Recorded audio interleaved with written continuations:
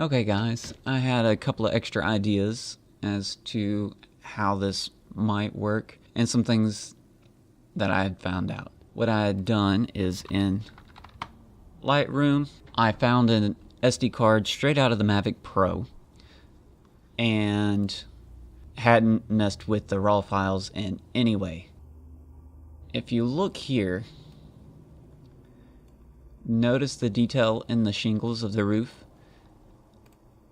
The raw files through Windows, and you zoom in, look at the compression artifacts on the shingles here.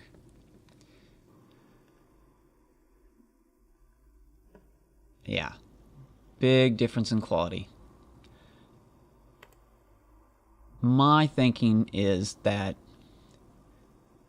Windows Photo Viewer and most applications, like even Windows Explorer here, the purpose of these codecs was never to decode the raw information, but to only display a preview so that you can easily go through and say, delete those files, like cull your information. Or if you was going through different miscellaneous folders, you could easily identify what was in that folder. Like, I could go, oh, here's that color chart in the back room. Here is the outside of my grandfather's house. And easily see what was going on. Let's bring those back. But it was never to provide a full resolution preview. Now, depending on your camera, I'm sure the preview JPEGs baked in are going to vary from camera to camera. I can say for both my Sony cameras, or actually all three of them, that all the baked in JPEGs have processing applied to them that you cannot get rid of. All the reasons why you would avoid saving your images in JPEG, like automatic lens distortion correction, vignetting correction, chromatic aberration correction. Those are all good things, but also things that you might want to control in post yourself, like the sharpening and the noise reduction. Those are built into the JPEG previews. That JPEG preview is the same thing as the exported JPEG, or it's the same thing but at a lower resolution, as you can see here with the Mavic Pro. I ran a few tests. Mavic Pro, this is straight off of the drone. Rebuilt the DNGs with Lightroom to have the full-size preview, and then I exported maximum quality JPEGs. Even though I hated doing it, I went ahead and did TIFFs as well. The DNGs straight out of the Mavic Pro are indeed a much lower quality because the preview is a much lower quality. Let's see here. Let's go to Suite.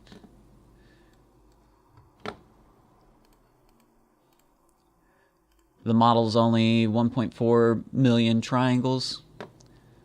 Reality Capture is able to render it pretty easily. It's not too terrible. Apparently during the alignment process, it didn't capture enough of the peak of the roof to even notice that it would be put in this part of the construction region. I pre-processed all these for the sake of saving time. Everything was done with default settings, and all I did was click the start button here. So it did alignment to depth mapping to colorizing all in one go. I did no extra steps like adding control points, or changing any of the default settings. I did this for two reasons. One was consistency. Two, I wanted to be able to compare the time. Now, as you see, this one took 45 seconds for the depth map, meshing 36 seconds, post-processing 7 seconds, coloring 3. I didn't bother with texturing. Overall processing time 1 minute and 33 seconds. This actually went really quick. I imagine these JPEGs suck really bad. Let's move on. We'll go to DNGs with full previews from Lightroom. Same exact raw files. Nothing has been changed on the raw file. The only thing that has been changed is they were exported with the full JPEG preview. Again, all I've done for this is click the start button with the default settings. It did clip a little bit off the roof here, but not near as much as the last one. It's a little slanted, but I don't think that's the picture's fault. That's just reality capture. But if we look at the shingles here, much higher quality. You can actually see some of the bricks detail, some of the ridges in the shingles. Overall, not bad. All right. 27 million triangles, 27.4 million triangles. Report 9 minutes, 17 minutes. Overall processing time 28 minutes and 54 seconds. Okay, so big difference in processing time, 28 minutes and 54 seconds. All right, let's move on to the next one. Just full on JPEGs at maximum quality, straight out of Lightroom. Again, no processing, and all I did was click the start button. About the same amount of quality. Roof cut off in the same exact spot. Let's see. Let's go to solid so we can see a little texture. You can see the ridges here in the shingles, and you can almost make out individual bricks, but not quite. I'd say it's about the same.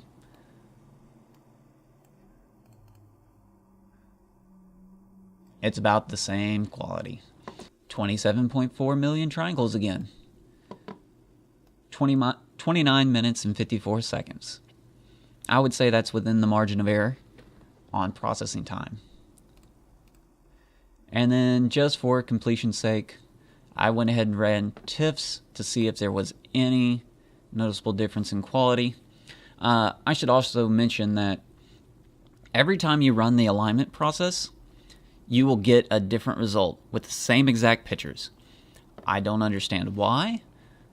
2 plus 2 should always equal 4. If you're running a program that runs through a specific process and runs algorithms on the same set of photos, it should probably arrive at the same conclusion each time that you run the program. But that's not the case. They must be using some sort of randomizedness in the program to guess at some of the alignments somehow. I'm not really sure. There's not a whole lot of documentation on reality capture. Let's see. Loading in the TIFFs. We can already see how much slower using TIFFs is. Let's just look at the component. 27.8 million triangles. I would say that's within the margin of error. I don't think that using the TIFFs gave me an extra 400,000 triangles. I mean, the quality looks pretty much exactly the same. The same ridges, still barely able to make out individual bricks. They're there, but just not great.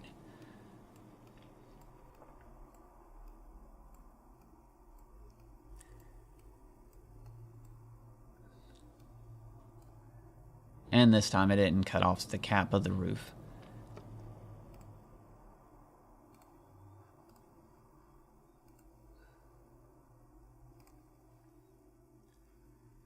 But I would say that's within the margin of error, and that is totally unrelated to the TIFF file format.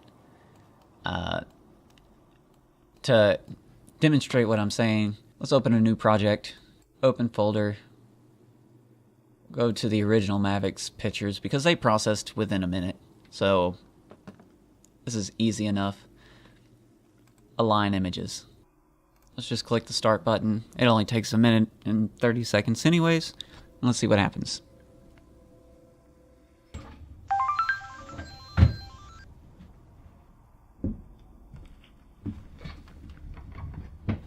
Okay.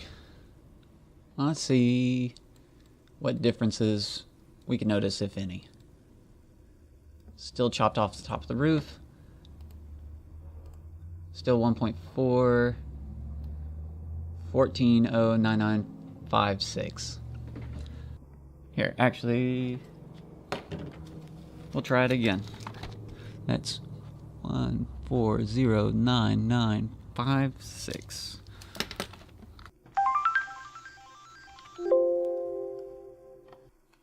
Okay.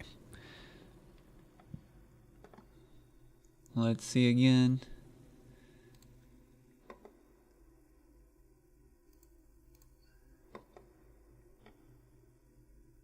Yes. So that last run was 14.09956, and this time it is a 5734. So yes, it varies from alignment to alignment. So there will be, no matter what I do, some variability. I've noticed this in the past, mostly whenever I was trying to benchmark two different computers. But that's not what this video is about. This video is mostly about how a raw workflow is actually probably a very bad idea, especially if you're looking to get at least 99% quality. You might get an extra 0.0001% by exporting TIFFs and just using the larger amount of disk space and the greater amount of time to process everything. For whatever reason, TIFFs are extremely slow at processing not just a larger file size.